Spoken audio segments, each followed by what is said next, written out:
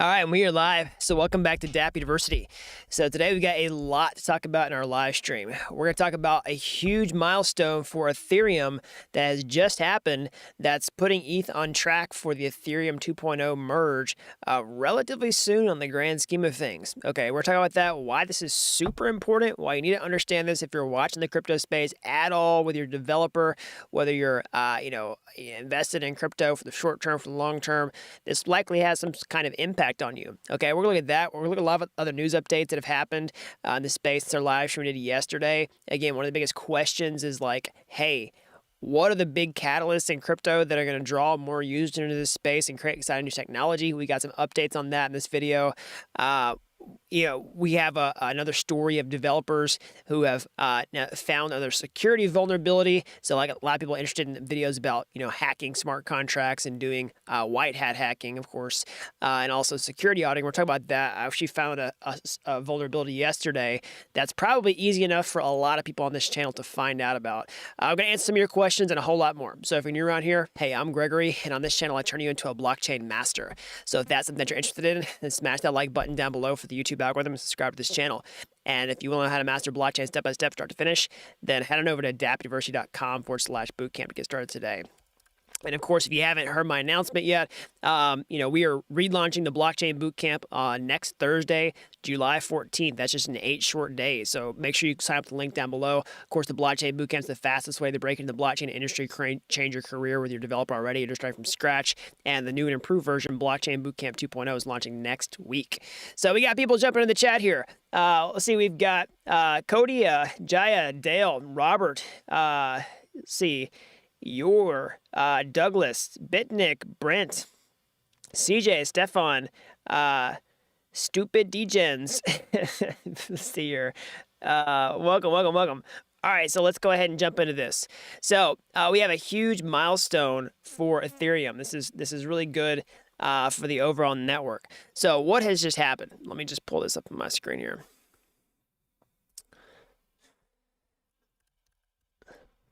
Sorry, I lost my story on the screen here. All right, let's jump into this. So what has just happened? So Ethereum developers have successfully activated the merge on the Sepolia test network. At least I hope I'm saying that right. Sometimes I see this stuff written and passed around and don't really hear it said out loud quite as much, or I hear different pronunciations and I'm never quite sure which one is the best one. But anyways, this is a specific test network that has performed the Ethereum 2.0 merge, and it worked. Okay, this is a really good sign, which means there's only a few steps left before we can actually do the main Ethereum 2.0 merge, where we can turn Ethereum into a proof-of-stake blockchain, okay, to where ETH will become a deflationary asset, and it will be able to actually stake ETH at the native blockchain layer, which is huge. This is one of the longest longest awaited features in all of crypto, one of the most hotly anticipated events for, better part of a decade at this point. So, what is that and why it's important? Of course, if you're using Ethereum right now, you're using Ethereum 1.0, it is a proof-of-work blockchain that has miners, and we are, transitioning to Ethereum 2.0, which is sort of the final form of Ethereum, at least that down the road, okay? And that's happening in multiple phases, okay? We are in the next phase where we're going to have this beacon chain, which is set up right now, which is running Ethereum 2.0 on proof of stake. So instead of having miners, you have validators. Instead of proof of work, you have proof of stake. So you can take your cryptocurrency, lock it up in the network, earn a passive income reward for doing that, for validating new blocks into the chain. And that chain is getting merged back into Ethereum 1.0 so that the two become one, and Ethereum will be proof of stake, forever once that happens. So this is huge. This has been a long time coming, okay? And, there's lots of things you have to do in order to make Ethereum 2.0 happen, okay? It's an incredibly challenging technical feat because, you have to take two blockchains that both have billions of dollars secured on top of them and merge them together in real time without any problems. So you have to practice this essentially multiple times, do multiple dry runs. That's what these test networks are for, okay? And so Ethereum has multiple test networks. The Sepolia test network, again, I hope I'm saying that right.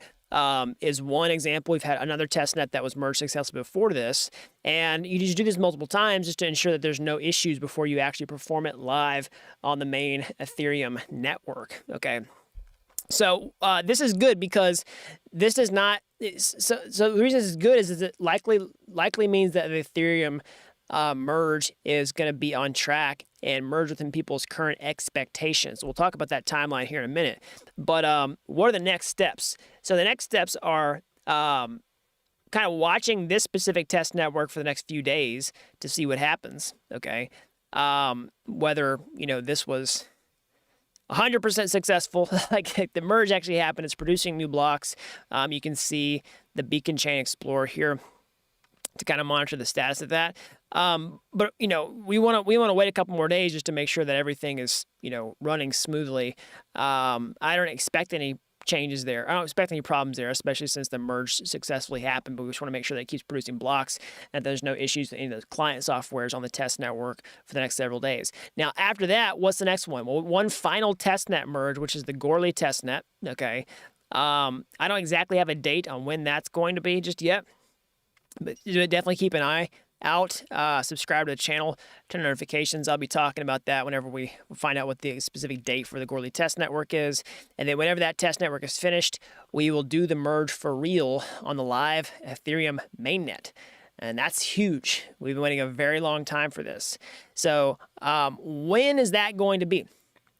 Well, we got news. I put out a video about this last week. We got news that the difficulty bomb for Ethereum was pushed back till, I believe, mid-October. I have to go look at the date right.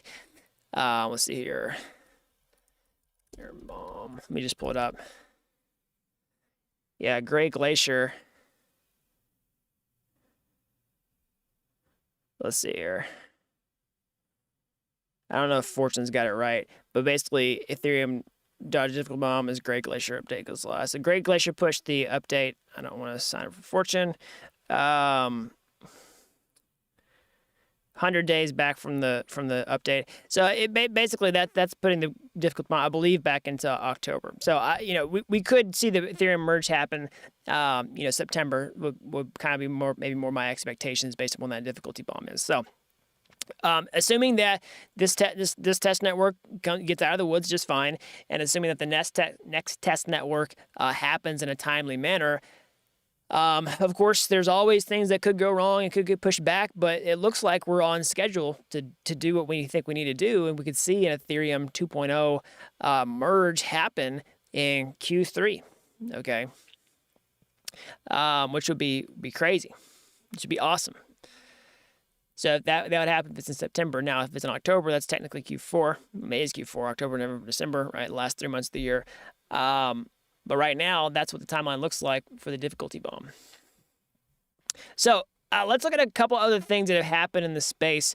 There's some pretty exciting stuff, actually, that I want to talk about. So we're going to talk about some,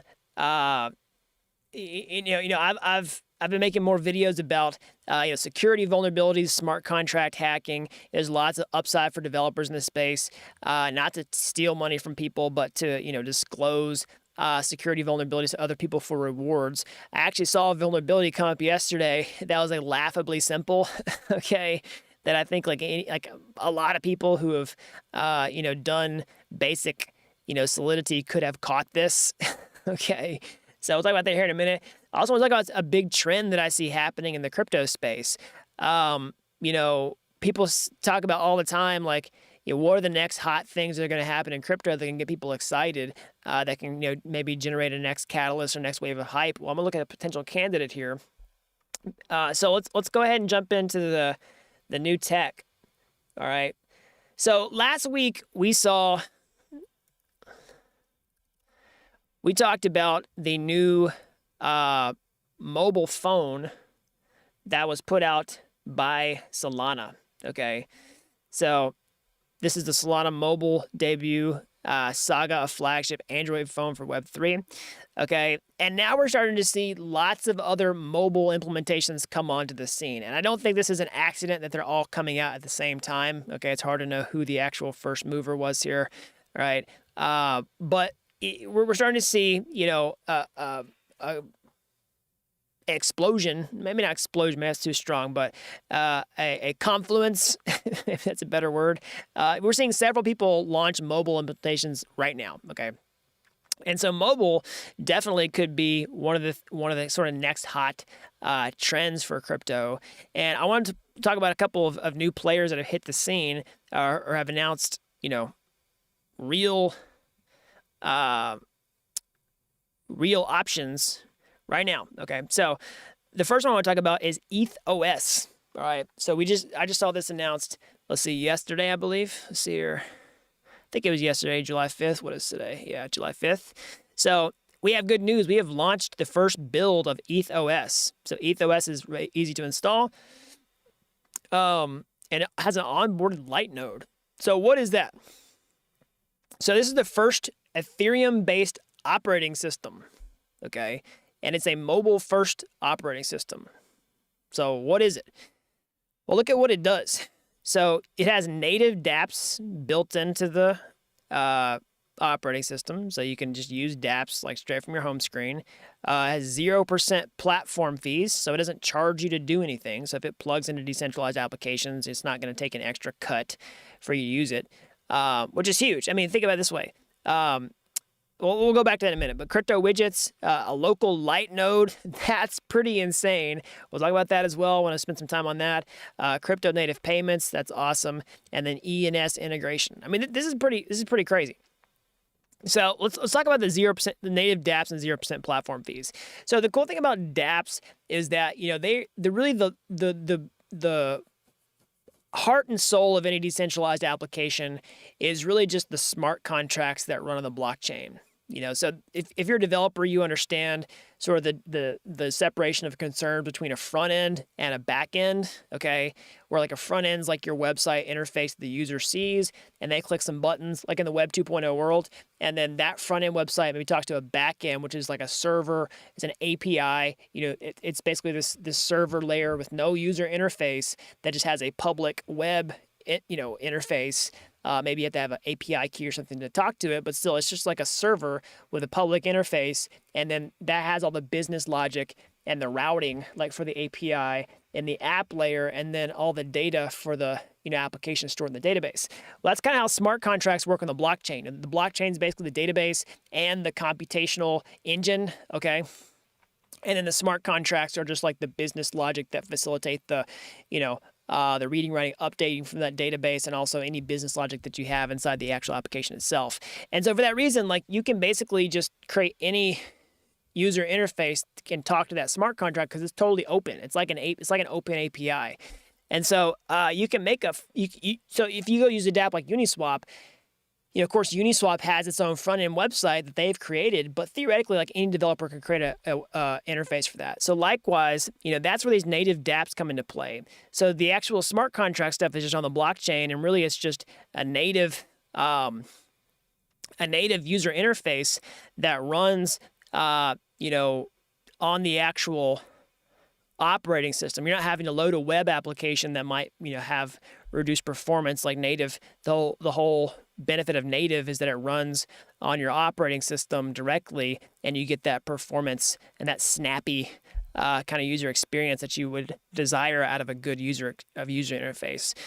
Okay, so 0% platform fees, which is cool. So they're not going to upcharge you to use different dApps once they've created these native dApps. So, like, example, if you use like MetaMask, you can use MetaMask Swap, and then like that's maybe going to hook into multiple different exchanges that already exist, and you're going to get charged a fee for doing a swap inside MetaMask. That's totally fine. They're offering you a service and they can charge a fee for it, but this is cool. It has 0 fees. Okay. So crypto widgets, that's kind of cool. It's like native dApps. Here's the thing I'm really interested in, how this is going to work, which is the local light node. Okay, so what is that? So, this is something that I've wanted to see really work for a long time,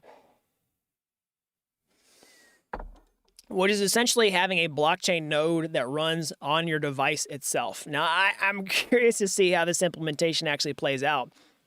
But think about it this way. That's kind of the holy grail of, blockchain in general, is basically where a user has some sort of blockchain client running on their device itself. Okay, so think about it this way. The current implementation that most people experience with blockchain is essentially somebody else running a node and you connecting to that node. Now, that's fine for most people's use cases, but it's not as decentralized as things could be. Okay, so again, a blockchain is a peer-to-peer network of nodes, which are basically just computers that all talk to one another that participate in running the blockchain. And when you're going to use an application, I can't see it on my screen right here, but basically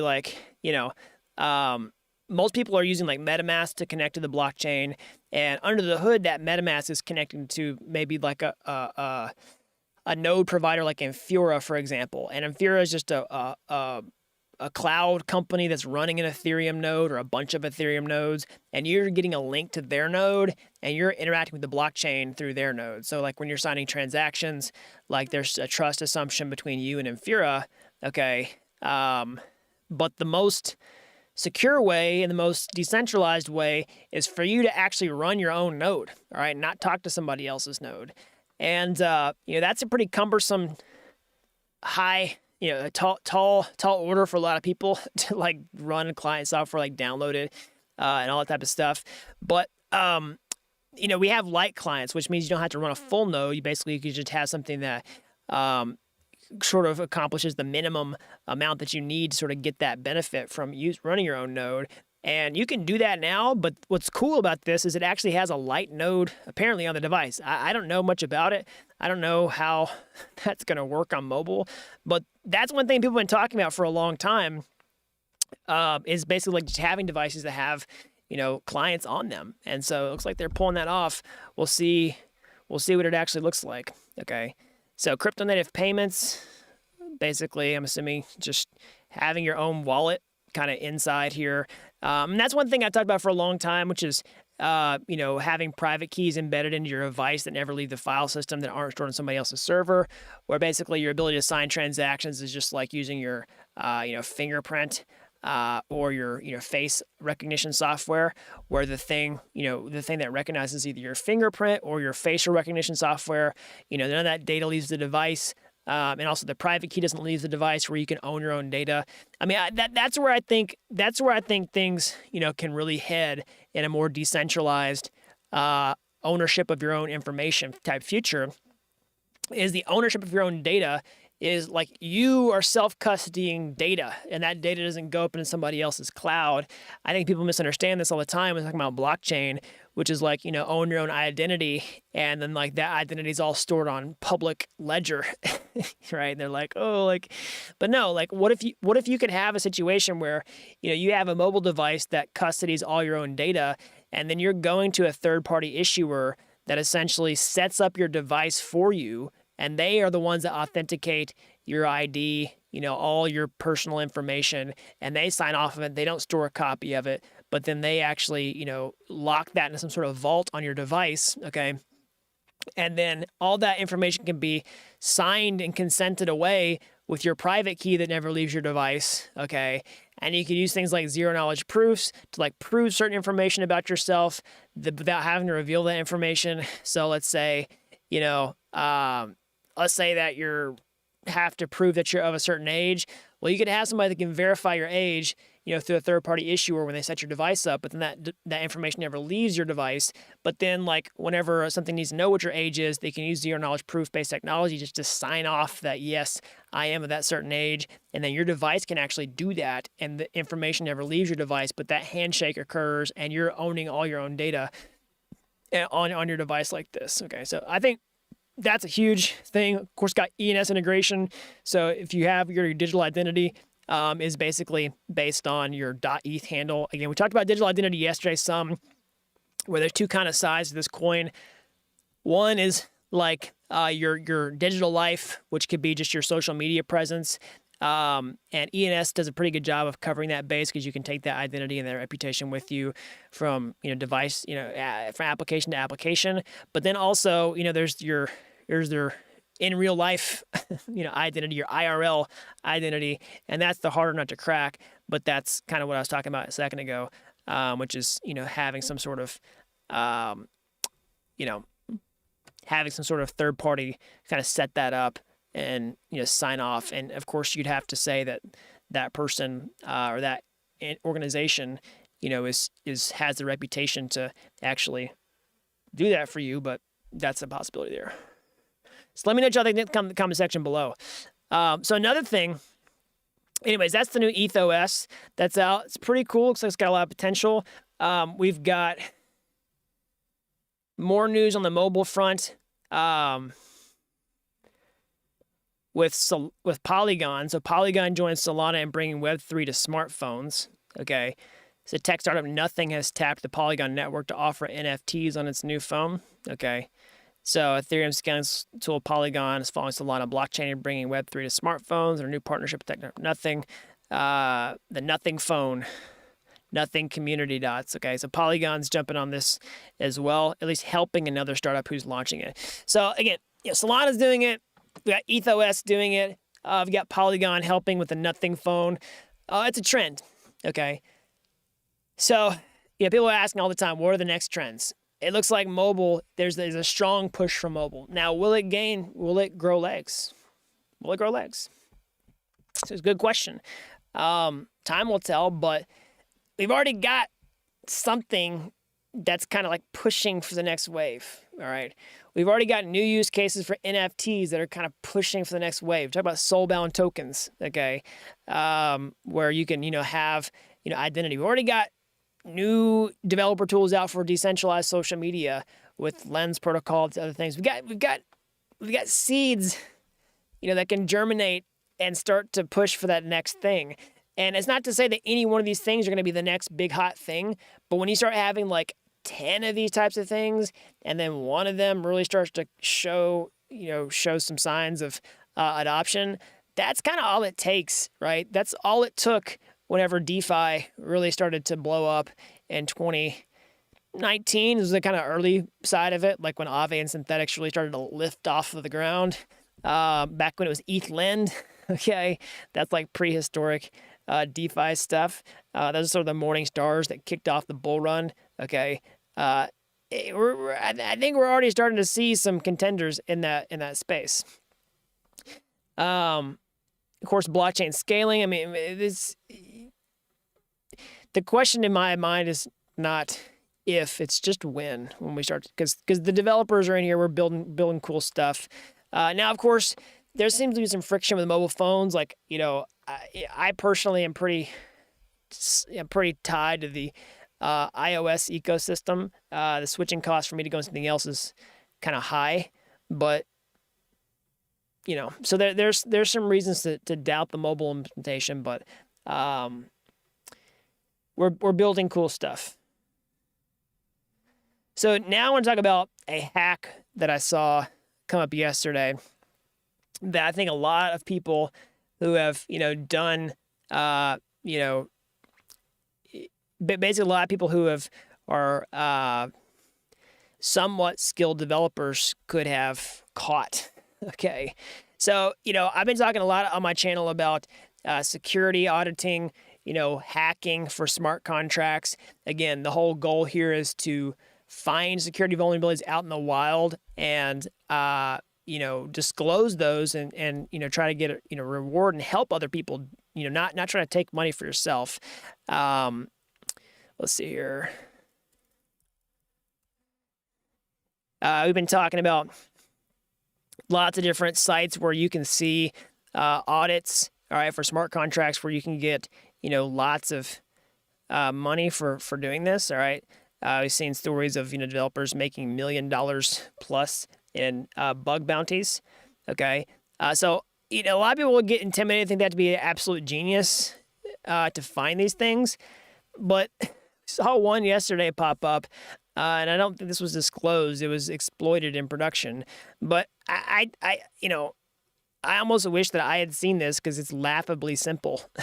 Okay, and a lot of people who have just some development experience could have seen this. I would not have personally drained money, right, from this. But basically, an NFT started minting with a function which unfortunately let anyone drain all their ETH. A few hours later, there was an MEV bot skirmish over the ETH in this contract. Here's a short thread with some details. So let's actually let's actually pull up the contract and see what happened here.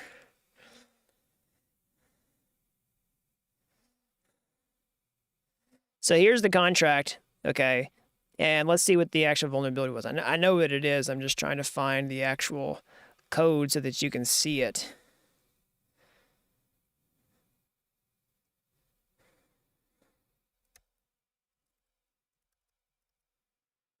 Okay, all right, so here it is. So if you look at the source code here on Etherscan, all right, so this is for the Flippas 1 NFT. So the whole idea is that basically you, whenever you mint an NFT, in a lot of cases, you are calling a function that does the minting, okay? And then like you're calling a function on that, and then you're sending in some Ether. And like basically the contract gets Ether, and then you get an NFT. And then typically speaking, the contract owner can withdraw funds from that smart contract. So whatever Ether, that everybody paid to mint those NFTs, they can just withdraw it. Sometimes it'll send it straight to an external wallet, but most of the time, the common way to do things is to just store the Ether in the smart contract so you can easily track the funds raised, and then you can withdraw it with a special function. Now, that special function typically should only be allowed to be called by the owner of the smart contract, okay? Only one person, or maybe one multi-sig wallet, or maybe group of people, right, should be able to withdraw the funds from the contract. But if you oops, sorry, I just had it here.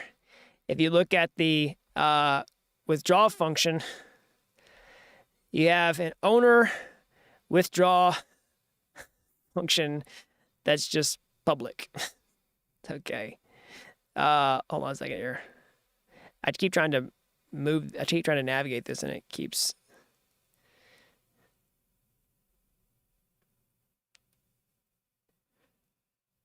Hold on a second. Let's see here. Hold on. That's not the right version. Let me pull up the actual version. Okay, here's the actual version. Okay, hold on. I pulled up the wrong part of the code. Let me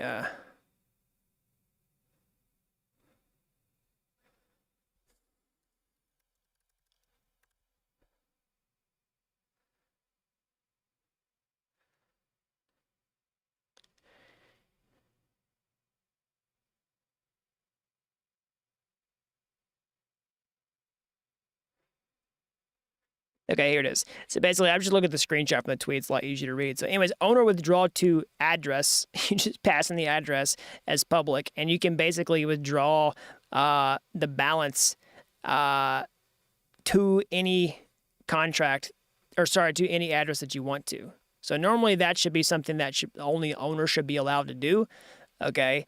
But it was just simply made a public method where anybody could call it. So basically anybody could take funds out of the smart contract and send it to any address that they wanted to, including their own. It's a laughably simple permission issue on the smart contract.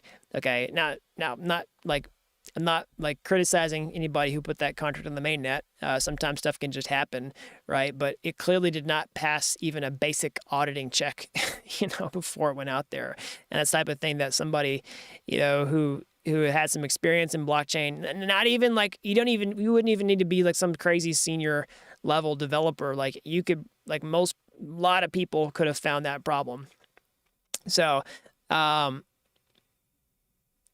author forgot to check to ensure that only the owner of the contract can call this, which exists on other functions. Yeah, it's pretty basic. So I'll paste a link to this in the Etherscan, in the live chat replay here so that you can see it. So yeah, so the reason I'm bringing this up is, I don't think there's a case where you could have, disclosed this to other people and gotten a reward, but you might have been able to negotiate this out where you could, maybe sort of withdraw the funds and then held them for them, after you talked to them, or just sent them to their, you could specify the address. You could ask what their owner address was, or you could find it even and then just process it for them, right? So, you might be compete with MEV bots at that point. But anyways, so the reason I bring it up though is like, you know, if you want to start looking for bug bounties, like, you don't have to necessarily be a top tier expert to find them. Okay. This is a clear example. So it's also good practice if you're trying to just get better at smart contracts at finding this type of stuff. So yeah.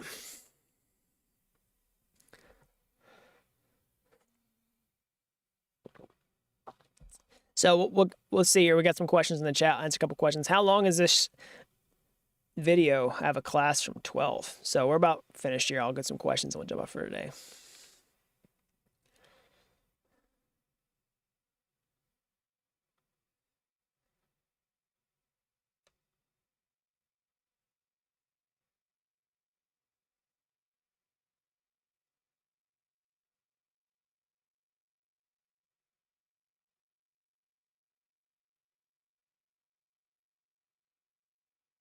Do I even merge, bro?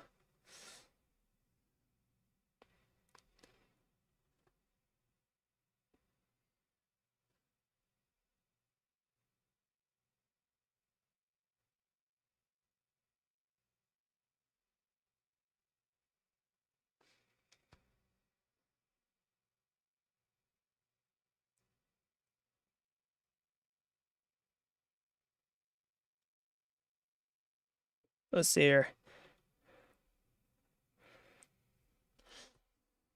So one thing about the Eth OS that I was saying before is it does feel a little, it definitely feels more on like the Android kind of, you know, Unix, little Linux sort of side of things. You know, I know those are two very different things. You have people who prefer one or the other. Some people don't have a strong preference. They're just like, oh, I just need a phone. But I'm pretty partial towards Apple stuff. So I think the switching cost for me would be high.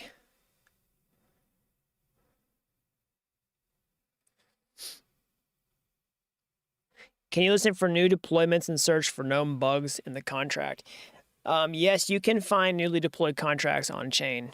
There's different ways for doing it. One way to do it is to run your own node and look for contract creations.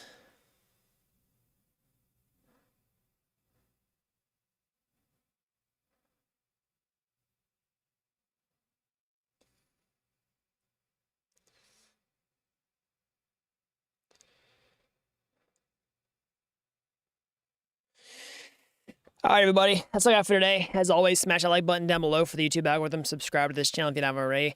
If you want to get your hands dirty, you know, learn the skills that you need to find these security vulnerabilities like this, then how can you get started today?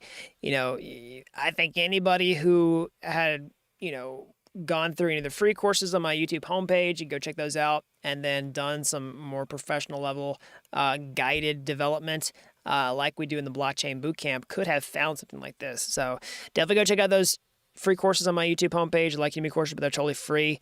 And then if you like those, you went the next step, or hey, maybe you'll take a massive shortcut entirely. I've helped thousands of people become real-world blockchain developers with the Blockchain Bootcamp. So head on over to dappuniversity.com/bootcamp. Get started today. We got the Blockchain Bootcamp 2.0 launch coming up next week. All right, so you can sign up with the link down below to hold your spot. So that's all I got for now. Until next time,